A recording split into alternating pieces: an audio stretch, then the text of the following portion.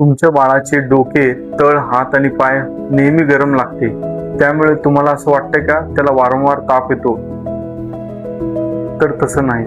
लहान बाळाचे थर्मोरेग्युलेटरी सिस्टीम ही डेव्हलप झालेले नसते, त्यामुळे त्याचे तळ, हात आणि पाय हे गरम लागू शकतात. तसेच बाळाच्या मेंदूला रक्तपुरवठा जास्ती असल्या कारणाने 2 वर्षापर्यंत त्याचे डोकेही गरम लागते, परंतु हे नॉर्मल असते.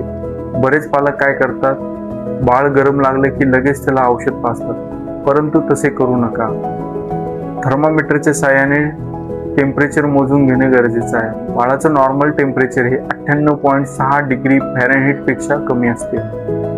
99 डिग्री फॅरेनहीट पेक्षा जर जास्ती ताप वाटला तरच बाळाला औषधाची गरज असते. जर घरामध्ये औषध उपलब्ध नसेल तर कोमट पाण्याने बाळाला पुसून घेणं गरजेचं आहे. जास्ती ताप वाटल्यास लगेच डॉक्टरांचा सल्ला घेणं गरजेचं आहे. अधिक माहितीसाठी मला कॉन्टॅक्ट करा किंवा DM करा. धन्यवाद.